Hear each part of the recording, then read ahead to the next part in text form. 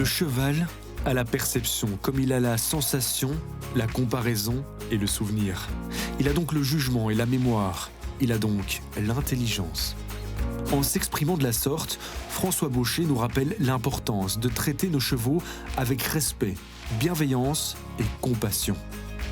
Nous sommes ici à Sombref, dans la province de Namur, au refuge Equirève.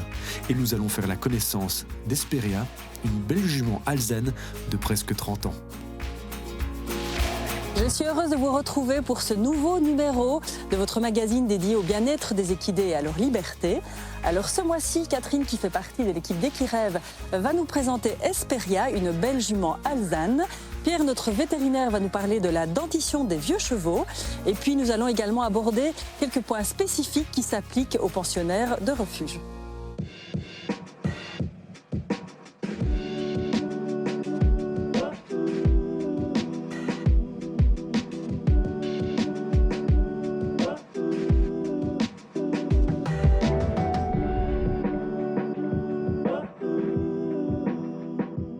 Pierre, tous les mois, on parle des libertés, du bien-être des équidés.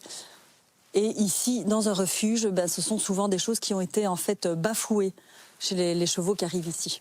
Oui, c'est vrai. Dans notre société, actuellement, on ne supporte plus la souffrance animale. Et donc, quand les chevaux se retrouvent en souffrance, les autorités demandent au refuge de mettre fin à la souffrance et de s'en occuper. Oui. Et tu dis mettre fin, donc ça veut dire éventuellement aussi l'euthanasie ? Alors, il y a plusieurs fins possibles pour les chevaux. Heureusement, dans les refuges, on a des bénévoles et des gens qui aiment passer leur temps pour leur assurer un futur. Voilà, qu'ils méritent. Qu'ils méritent. Mais oui, parfois une autre solution peut être l'euthanasie ou l'abattage. Il y a encore quand même un peu d'hypophagie, donc la consommation de viande de cheval a encore lieu en Belgique, en Europe. En Belgique, il n'y a plus beaucoup de consommateurs de viande de cheval, mais dans d'autres pays d'Europe, oui. Bien faire les différences aussi entre l'euthanasie de confort et l'euthanasie nécessaire. Oui, bien sûr. Et je pense que dans les refuges aussi, on garde ça en tête. On n'aime pas laisser souffrir un cheval quand il n'a plus une vie suffisamment agréable. Confortable, oui. Oui. Alors, tu vas les retrouver... Rêve. Et voir ses dents. Oui, tout à fait. Et moi, je vais aller retrouver Hesperia. À tout de suite. À tout à l'heure.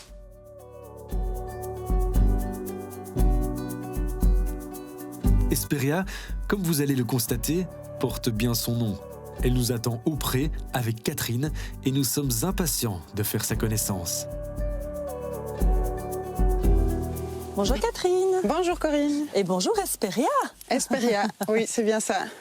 Alors ça, c'est une jument qui est ici depuis plus ou moins 5 ans, c'est ça? Oui, absolument. Que vous avez récupérée dans quelles conditions? Des conditions compliquées comme toujours en fait, ici au refuge. Oui, pour la plupart des animaux qu'on a ici, c'est des conditions compliquées. Donc Hesperia est arrivée chez nous en 2019 et on l'a récupérée d'une saisie chez un marchand malheureusement bien connu des services du bien-être animal.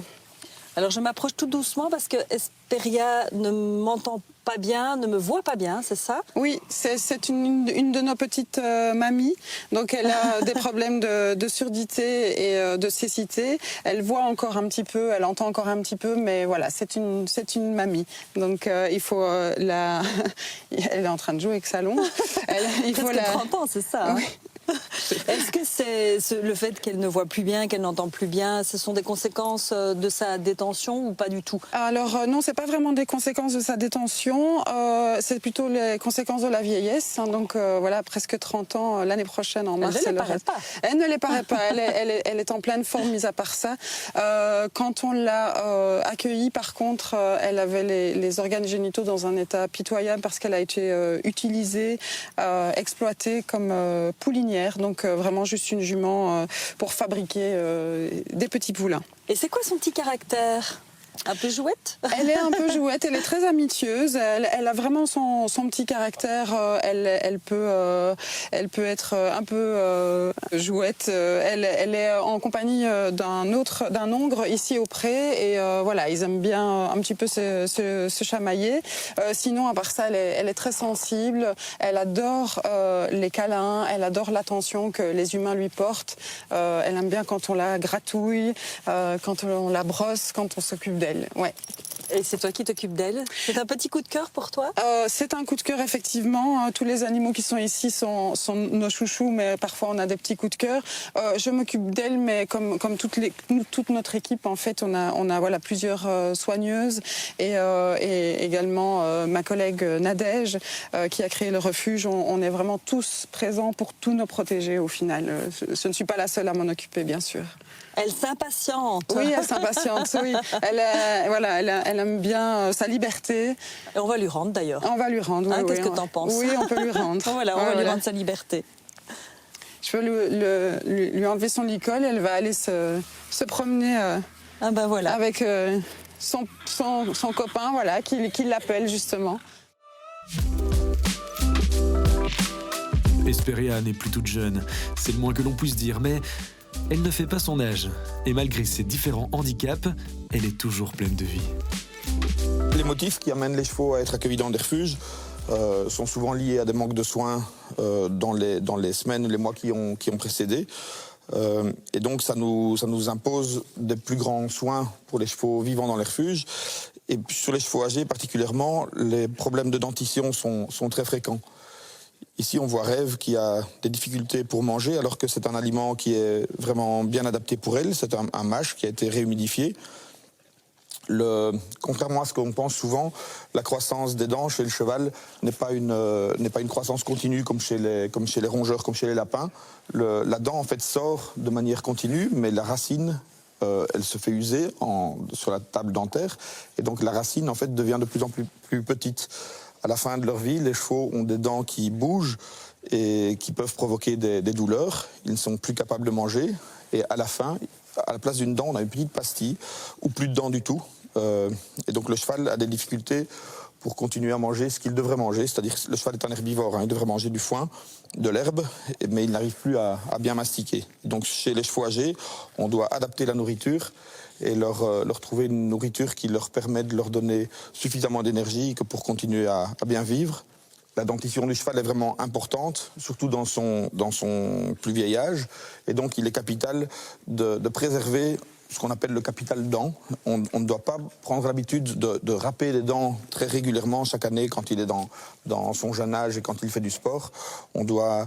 les vétérinaires font des examens, on diagnostique, on ouvre très souvent la bouche, au moins 1 ou 2 fois par an, on doit vérifier que la dentition, que tout se passe bien dans la bouche du cheval, mais on ne doit pas prendre l'habitude de râper, et quand on le fait, on doit le faire délicatement, on peut enlever les petites excroissances, mais on ne doit pas faire un travail de rabaissement de la table dentaire pour préserver le capital dent.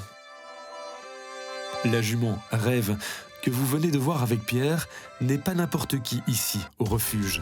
Effectivement, c'est elle qui a en quelque sorte inspiré le nom Équirêve et qui est donc quelque part à l'origine de sa création.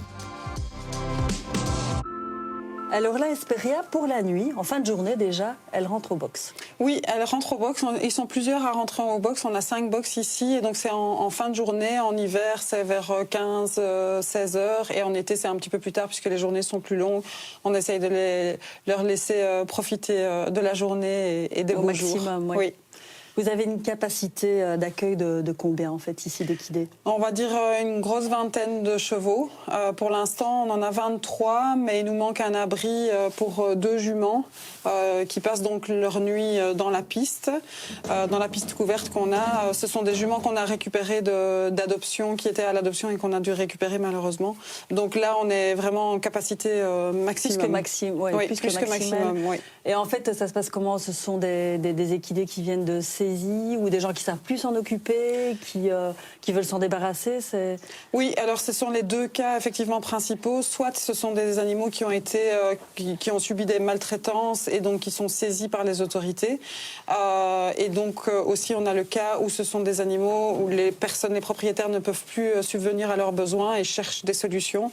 Et donc on accueille effectivement des animaux qui sont alors abandonnés. Les propriétaires font acte d'abandon au refuge et ils ils deviennent donc la propriété du refuge et on essaye, tant que c'est possible, aussi donc de les remettre sur pied et de les proposer à l'adoption pour qu'ils aient une nouvelle tranche de vie. Mais le refuge reste propriétaire afin de garantir les bonnes conditions jusqu'au bout. Oui. Parce que déjà qu'ils ont eu une vie difficile avant, c'est pas pour aller les remettre et que ce soit de nouveau compliqué de les laisser dans de mauvaises conditions. Donc on a un contrat d'adoption qui doit vraiment être respecté scrupuleusement. Oui. On a des visites post-adoption.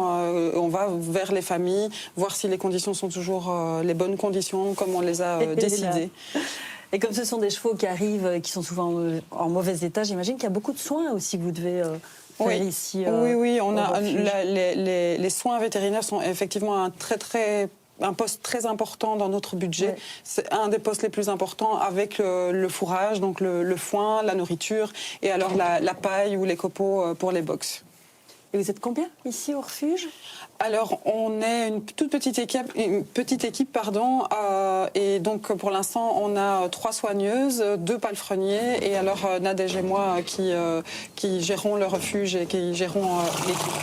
Et alors, on a aussi des bénévoles, jamais assez, donc je passe un appel aux bénévoles pour venir nous aider à nettoyer le lieu, à s'occuper des chevaux. Oui.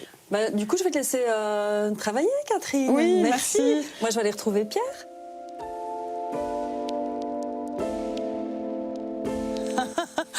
C'est quand même agréable, Pierre, de voir justement ces chevaux qui ont déjà pas mal souffert, d'avoir une seconde vie ou une fin de vie dans un endroit chouette comme ici. Hein. Oui, ils en prennent grand soin, c'est très agréable évidemment. Et puis de voir qu'ils respectent vraiment leurs besoins essentiels, la nourriture, mais aussi le mouvement, la vie en groupe. C'est vraiment une belle fin de vie, oui. Oui, et la liberté de soins et de santé aussi. Hein. Oui.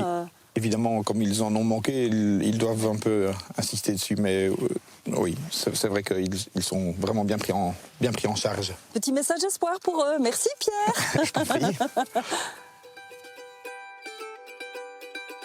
L'achat d'un cheval doit être réfléchi et dans la mesure du possible, il est très important de vous faire accompagner par un professionnel ou par des personnes ayant suffisamment d'expérience et d'objectivité pour vous conseiller.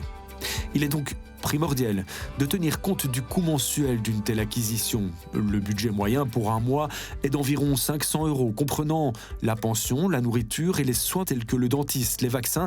N'oubliez pas également que votre équidé peut avoir des problèmes de santé. Le coût pour une simple entrée en clinique peut aller de 1 000 à 2 000 € et si une chirurgie est nécessaire, il faut compter 5 000 € minimum.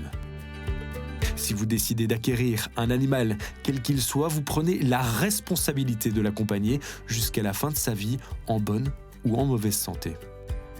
L'âge moyen d'un cheval bien soigné est de 30 ans et celui d'un poney de 35 ans et peut même aller jusqu'à 40 ans.